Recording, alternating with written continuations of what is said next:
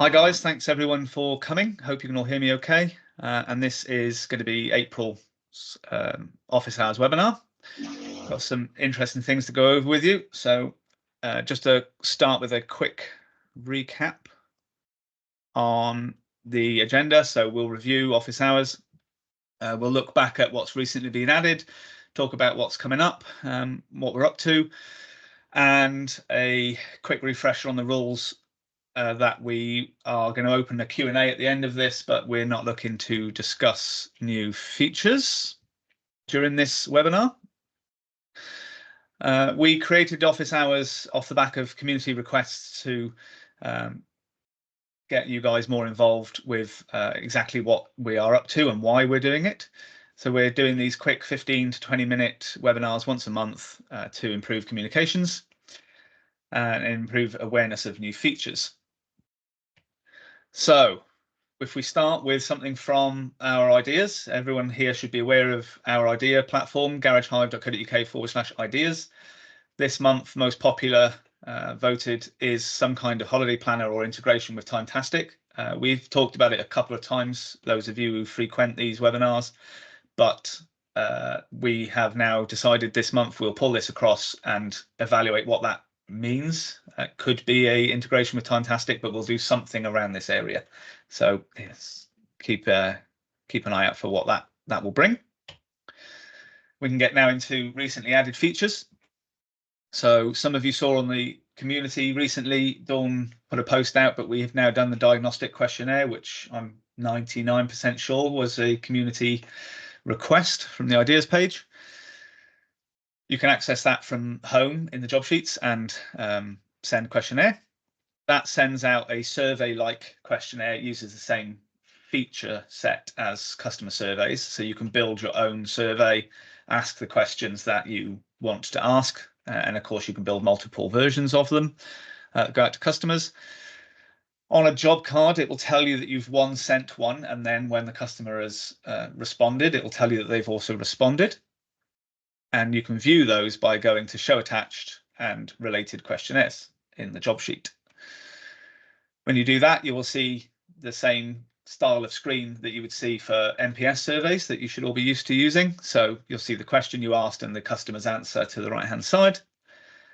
And these can also be accessed by technicians. So from the technician view or the tablet that they're using or iPhone, if you click the three dots to the side and scroll to the bottom under Show Attached, you'll see Related Questionnaire, just the same as in the job sheet, and they'll see the same data that way. That's a really, really good feature. So hopefully you guys will find some uses for that. We also added what we're calling stacked errors for job sheet posting. Hopefully a lot of you in the room are now familiar with the kind of errors that you can get when posting job sheets on Garage Hive, but especially for new customers, it's handy to get in the flow when you're presented with all of the errors in one go rather than one at a time as you go through posting. So now if you've got one or several errors when you post a job sheet, you will get presented with a list like you can see on the screen. Some of them can be actioned. So for argument's sake, there's no MOT date or there's no mileage in the example on the screen. You could click the recommended action and fill those out. And some of them will require you to close this screen and go and fix them. But at least you can see from here all of the issues you need to resolve before trying to post again. A couple of additional features that were added was multi-location businesses can now use Sage Accounting. We added, there's probably not many people use this or know it exists, but we've got a feature called catalog items in Garage Hive, which is where you can store large quantities of data outside of your operational items list. And we've added the use of a barcode field in that catalog. It does also extend to the operational items list as well. So if anyone's looking to use any of that, get in touch with us, find out more about how you can utilize those features. And we've significantly improved the speed of assigning bank transactions to allocations for those of you using Dynamics Accountancy. That will have been a problem because it was quite slow. Moving forward to our in progress or testing. this was in progress last month, so but those of you using it will know what we've been up to, and we're nearly finished. There was quite a few refinements once we put it out for testing that we realized we needed to make it a little bit better in certain areas. We've done extensive research on that. We had a meeting with quite a few of you guys that want to use this feature to work out how it will work operationally, and I'm quite confident that in the next couple of weeks that will be out to everybody to use, the fully booked slider. But the basic concept of this, just to reiterate, was to allow the garage to show clearly that there is no more work to be booked in on this day by sliding that slider on. And of course, once the feature gets released properly, we'll do a proper piece about it with a video explaining it and documentation. We are again still working on the making the show details option here more visible. This is something we're outsourcing because we're looking for a robust solution. So we're getting some artwork designed, getting some options about how this can best look rather than just changing the name. But again, hopefully we're nearly there with that because we've been working with an outside agency to get the graphics sorted for this area. So that is coming still. We've added calculated availability to the line checker, the items list, the tire catalog, and the item lookup page. This is a semi-complicated formula, so I won't go into it now, but in short, you can see in this example, that air filter at the top of the page, there's 17 in stock, but 10 on job, so you have 7 left. So this will help you if you sell tires or if you're selling, say, fuel treatments, etc., that you do or don't have one on the shelf because they could be on a car but not posted yet. So again, that's developed, we're testing it, it'll be out soon. Sorry. We are proud to announce we've done an integration with AAG using their Parts 360 integration. I'm of the understanding that Parts 360 is new to the UK, so I can't show you how that looks right now. We've got it working and about to start beta testing, and then of course they'll publish it publicly and then we can do the same.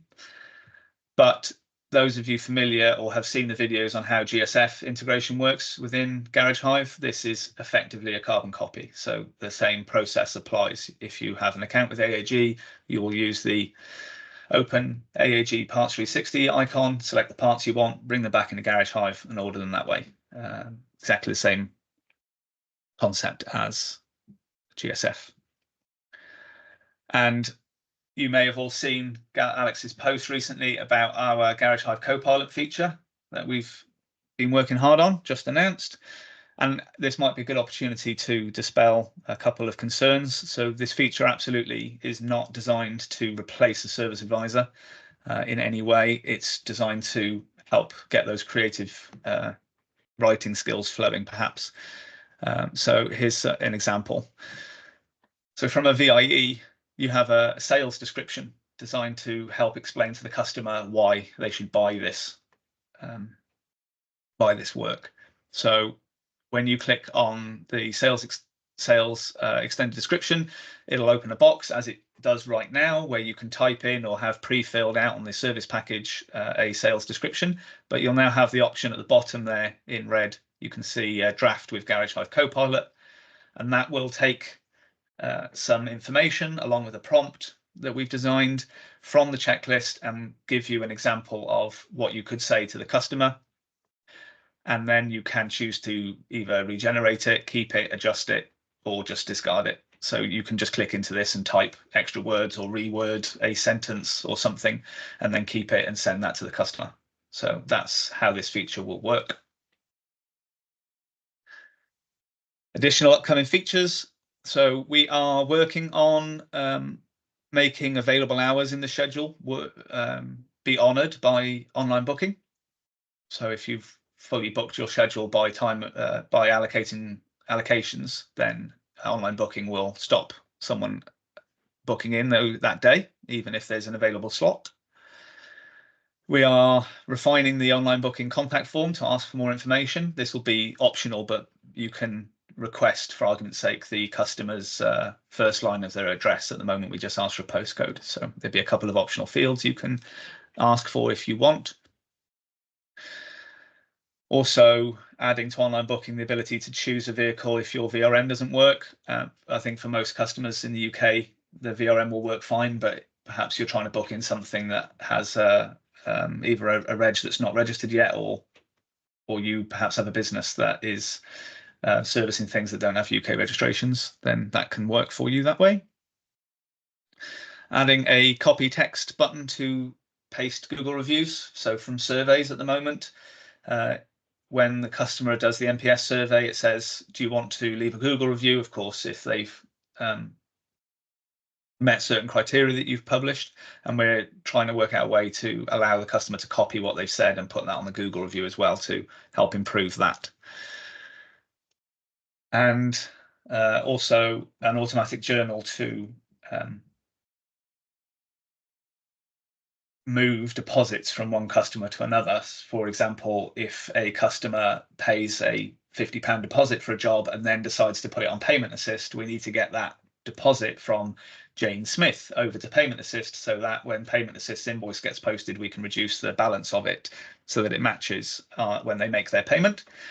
At the moment, that's a bit of a manual process as a workaround, so we're building a way to automatically transfer that across at the point of posting the invoice, so you can decide how to use that deposit. So that's coming too. And that brings me on to my version of forgotten features for this month.